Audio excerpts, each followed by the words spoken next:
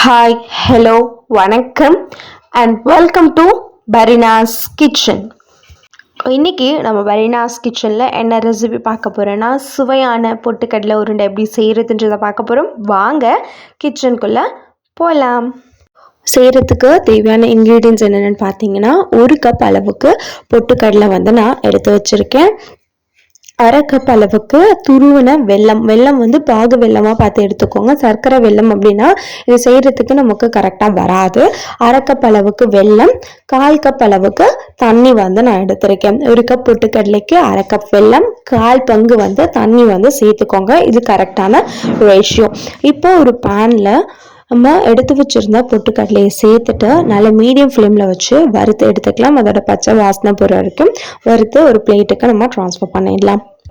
அடுத்து நம்ம பாகு ரெடி பண்ணுறதுக்கு நம்ம ஒரு கடாயில் எடுத்து வச்சுருந்த வெல்லம், தண்ணி ரெண்டுத்தையும் சேர்த்து நல்லா மிக்ஸ் பண்ணி விட்டுக்கோங்க. வெல்லத்தில் டஸ்ட் இருக்கும்னு நினச்சிங்கன்னா தண்ணி சேர்த்து நல்ல வெல்லம் கரைஞ்சி வந்ததுக்கப்புறம் வடிகட்டிட்டு அதுக்கப்புறம் நம்ம பாகு ரெடி பண்ணிக்கலாம். பாருங்க, இந்த அளவுக்கு நல்லா கொதிச்சு வந்துட்டுருக்கு. பாகு நல்ல ஸ்டிக்கி கன்சிஸ்டன்சிக்கு இருக்கணும். பாருங்க, பாகெல்லாம் நல்லா கொதிச்சு வந்துட்டுருக்கு. இப்போ ஒரு பவுலில் தண்ணி சேர்த்துட்டு நம்ம எடுத்து வச்சிருந்த அந்த பாகை கொஞ்சமாக இதில் நம்ம விட்டோம் அப்படின்னா நம்ம அதை ஒரு பால் மாதிரி நமக்கு செய்யறதுக்கு கரெக்டாக வரணும். பாருங்க, இந்த அளவுக்கு வந்துச்சுன்னா கரெக்டான கன்சிஸ்டன்சி. இந்த டைம்ல நம்ம எடுத்து வச்சிருந்த அந்த பொட்டுக்கடலையும் சேர்த்துட்டு நல்லா மிக்ஸ் பண்ணி விட்டுக்கலாம். ஸ்டவ்வை மீடியம் ஃப்ளேம்லேயே வச்சு நல்லா மிக்ஸ் பண்ணி விடுங்க.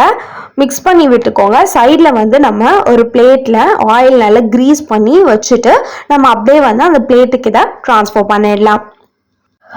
இதை நீங்கள் பீசஸாகவும் கட் பண்ணிக்கலாம், இல்லை அப்படின்னா உருண்டை பிடிக்கிறதுக்கும் செஞ்சுக்கலாம். அது உங்களோட விருப்பம் தான். நான் இன்னைக்கு இதை உருண்டை பிடிக்க போகிறேன். இப்போ இது ஒரு கை பொறுக்கிற சூடு வந்ததுக்கு அப்புறம் 2 கையிலையும் நம்ம நல்ல எண்ணெயை கையில தேய்ச்சிக்கலாம். இந்த மாதிரி தேய்ச்சி எடுத்ததுக்கு அப்புறம் நம்ம இதை எடுத்து உருண்டை பிடிக்க ஆரம்பிச்சிடலாம். நமக்கு எந்த சைஸ்ல வேணுமோ அந்த சைஸ்ல உருண்டை பிடிச்சு எடுத்துக்கோங்க. கொஞ்சம் சூடாக தான் இருக்கும். அப்பயே நம்ம பண்ணாதான் நமக்கு கரெக்டா இது வரும். பாருங்க, இந்த அளவுக்கு நான் உருண்டை பிடிச்சு எடுத்திருக்கேன். இந்த மாதிரி நம்ம எல்லா உருண்டைகளையும் ரெடி பண்ணி எடுத்துடலாம். அவ்வளவுதான், நம்மளோட சுவையான பொட்டுக்கடலை உருண்டை சூப்பரா ரெடி ஆயிடுச்சு. நீங்களும் இந்த ரெசிபியை கண்டிப்பா உங்க வீட்டுல ட்ரை பண்ணி பாருங்க. குழந்தைங்களுக்குலாம் ரொம்பவே பிடிக்கும், ஹெல்தியும் கூட. ட்ரை பண்ணிட்டு எப்படி இருந்தது அப்படின்னு சொல்லிட்டு கீழே இருக்க கமெண்ட் செக்ஷன்ல மறக்காம கமெண்ட் பண்ணுங்க. சேனல் பிடிச்சிருந்தா லைக் பண்ணுங்க, ஷேர் பண்ணுங்க, மறக்காம சப்ஸ்கிரைப் பண்ணிட்டு கூட பக்கத்துல இருக்க பெல் ஐக்கானையும் கிளிக் பண்ணிக்கோங்க. பாய்.